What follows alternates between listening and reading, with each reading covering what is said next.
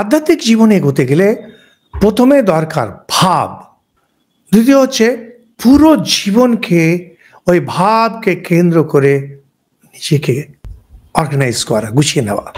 এটা যদি না করেন কোনোদিন এগোতে পারবেন না। ভক্তরা বলে, মহারাজ ঠাকুরের প্রতি ভালোবাসা কিভাবে হবে? আরে কিভাবে হবে মানে? ভালোবাসা কি আপনি চান?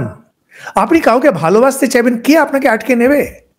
আরে সাধারণ, অতি সাধারণ ছেলে মেয়ে স্কুল কলেজে ভালোবাসে, কে আটকে দেয় তাদের? বাবা মা তাদের মারে, বকুনি দেয়, ফোন কেড়ে নেয়। ভালোবাসা আছে, আপনাকে কে কেড়ে নেবে? আপনাকে কে সরিয়ে নেবে ভগবানের ভালোবাসা থেকে? কারো দম আছে?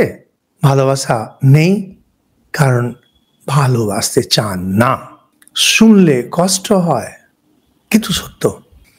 আপনি বলবেন যে না ঠিক আছে আমি ভালোবাসতে চাইছি, আপনার সমস্ত সবকিছুতে দেখা দেবে, সমস্ত আচরণে দেখা যাবে। আপনার সকাল থেকে নিয়ে রাত অবধি যত আপনার ক্রিয়াকর্ম, সমস্ত সবকিছু এটা দেখা যাবে।